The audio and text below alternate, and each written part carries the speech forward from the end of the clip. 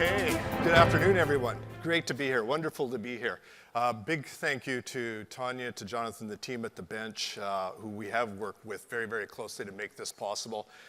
It's wonderful to see everybody. This is possibly the most significant gathering in the history of branded residence events focused purely on branded residences. We have leaders from the space from around the industry.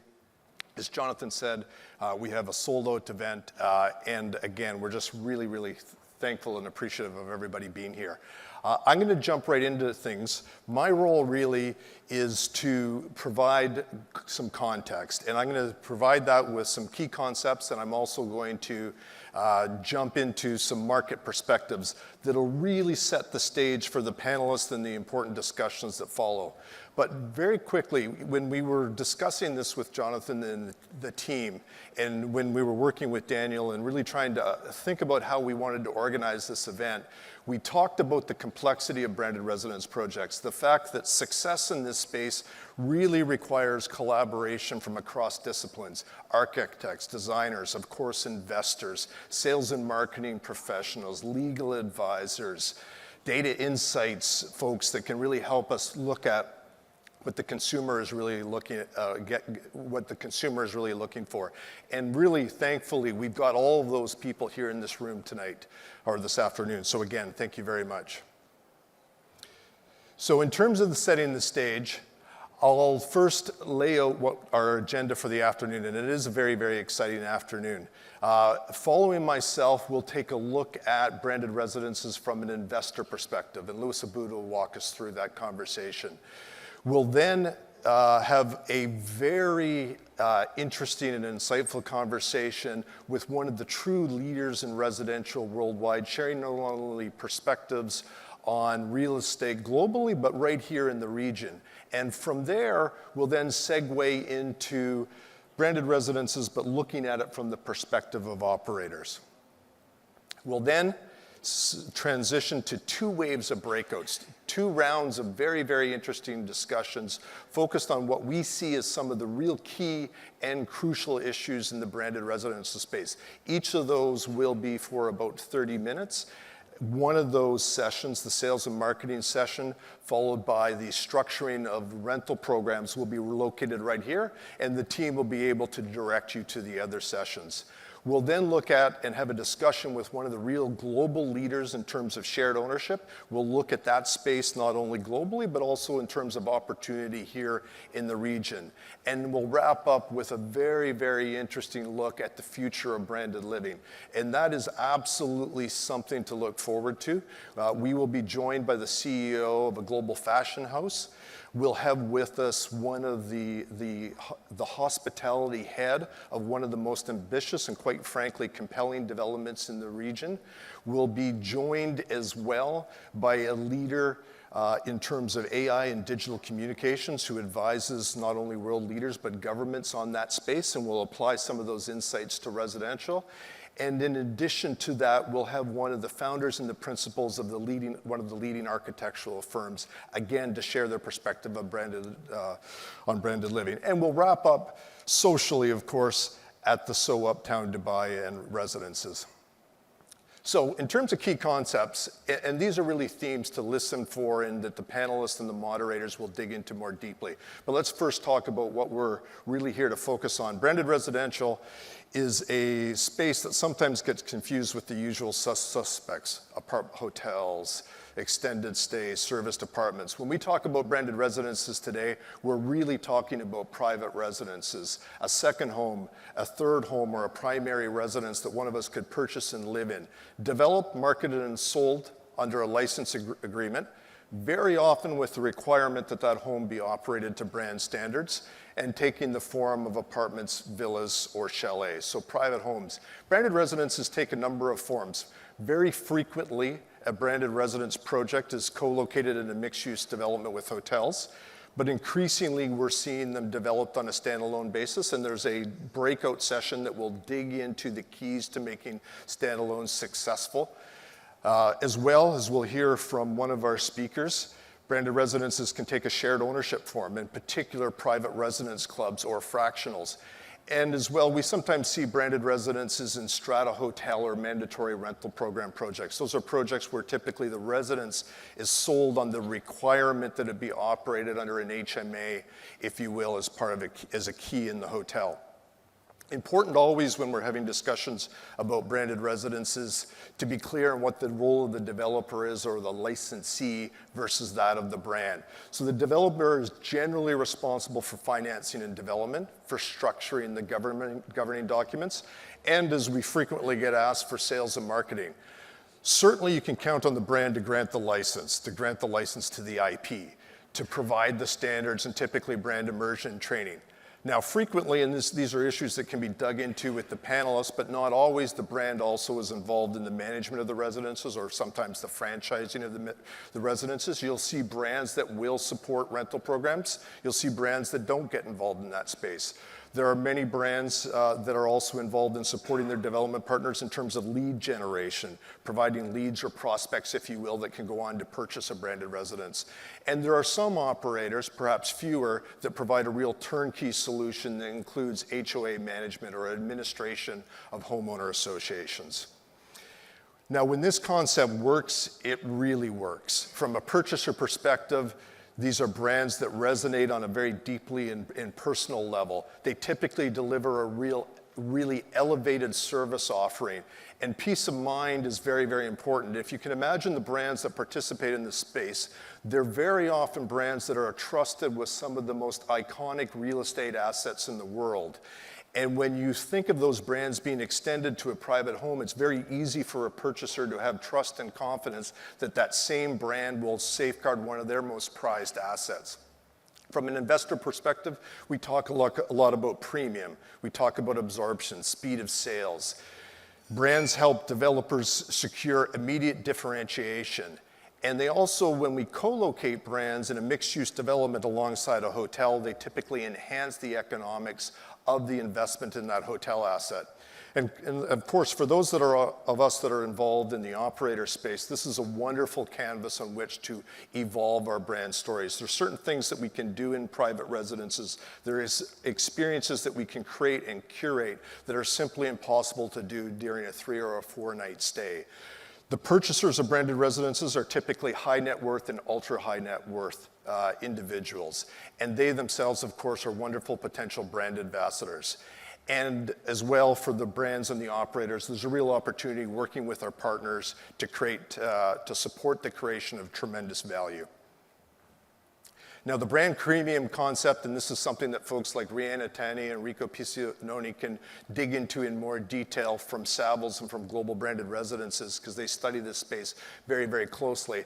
But premium, by premium, we mean the achieved price realized by developers that's attributed to the branding. Now, typically you'll find that the brands themselves don't get involved in analyzing and reporting on this, but fortunately that's well covered by groups like Savills, by groups like Global Branded Residences, Knight Frank, and WATG. Now, another important concept, and this is something that the design and innovation panel, I suspect, will dig into, is this notion of a very delicate or careful balance that needs to be struck. On one hand, one of the real appeals of a branded residence is this notion of world-class hospitality services being made available to a residence owner 24/7 on demand. It's this very modern, this very convenient lifestyle that's created through branded residences. But at the same time, there's an absolute need to remain conscious at all times of the fact that these really are private homes. These are very exclusive properties. And so through the planning, through the delivery of servicing, through the programming, we always need to be respectful of the fact that at the end of the day, this really is a private home. And that then focuses or causes us to focus on things like discrete access and services that are really customized for a private homeowner. Now, market's perspective, and I promise you there are some mind-blowing numbers here. Jonathan touched on this already. I'll dig a little bit more deeply into the state of branded residences globally. Today, there are 737 branded residence projects operating worldwide. That space is about to double from supply perspective. There are another 809 that are under development, 80% of those globally are hospitality branded. This is a space that's been growing very quickly from a number of years, a 12.9% annual compound growth rate since 2000. And the average premium, time and time again, study after study globally, is plus 30%. And while Jonathan sounded a little bit skeptical, the average in emerging cities, as found by those suppliers that I mentioned earlier, really is plus 50%. There are 260,000 homes, private homes, that have now been developed that are branded. In terms of the top 10 operators, you see Accor and Marriott sitting at the top of this stack from an operator perspective. And if you're looking for the benchmark in terms of single brand performance, that's really Four Seasons that leads from a single brand perspective. This is still very much a luxury story, but it's no longer exclusively the domain of luxury. Premium and mid-scale brands now make up 30% of branded residential supply worldwide. And it's also a segment that's evolving in terms of the segments and buyer needs. Classic hospitality brands make up 67%. But we're also seeing over the last 5 years a number of new entrants from design, from automotive, from food and beverage entering the space. And in the middle, what we see is an emerging category of lifestyle and leisure brands, brands like Rixos and 25 Hours really stepping into the act, particularly in markets like Dubai. It's also a space that's shifting geographically. It's a business that really began in the US and has shifted dramatically over the last 10 years. And in fact, 44% of global supply is now either here in the Middle East and North Africa or in Asia. And of that supply, 50% is either in the US, UAE, or in Mexico, in 3 countries. Now, Dubai truly has emerged as the new global capital of branded residences. In 2007, we saw the first launch. Some of us actually lived in Dubai. I did in 2007. 56 branded residence projects operating today, 80 plus under development. 70% of those are hospitality branded, so very similar to the global average.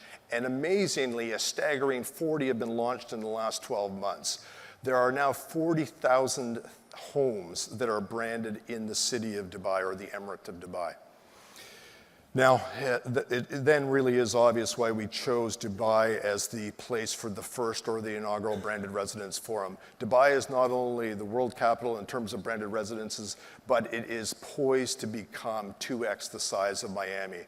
So what's driving all this growth? Well, consumers have a lot to say, and from our perspective, we see consumers are seeking originality, inspired stories, and authenticity. And those are big demand drivers that maybe were not fully met in the market. That's then driven a lot of innovation. As we saw earlier, there have been a number of new entrants. And I was speaking to Rico at Savills over the weekend. One of the things that Rico mentioned is that there are now plus 200, I was going to say 2,000, plus 200 brands available and on offer to developers looking to license.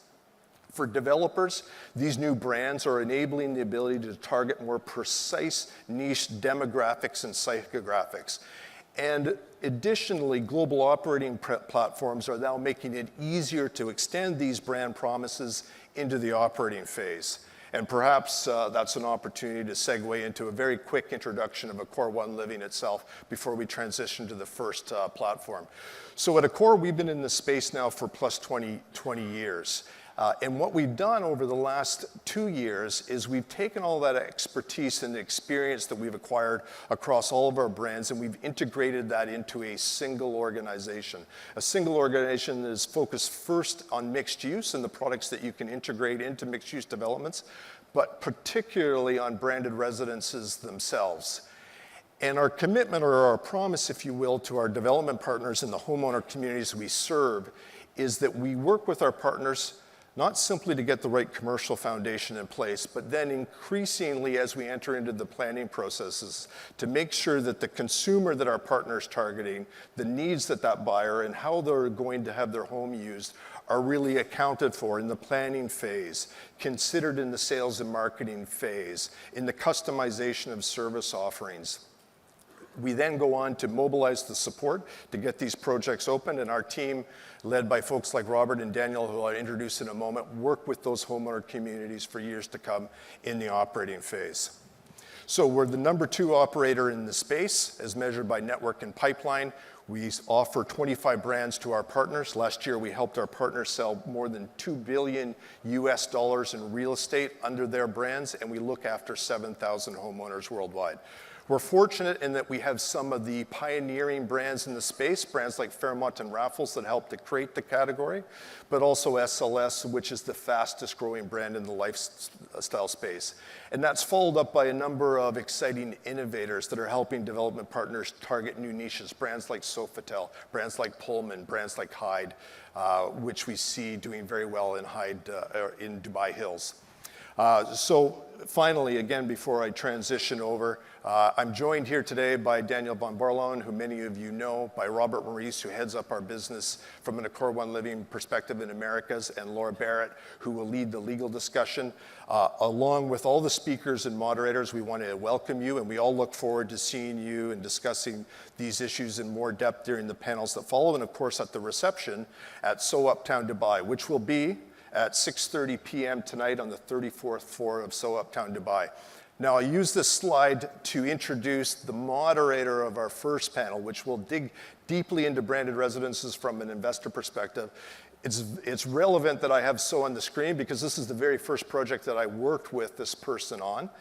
The moderator of the first session is the driver of food and beverage and branded residences for Ennismore globally.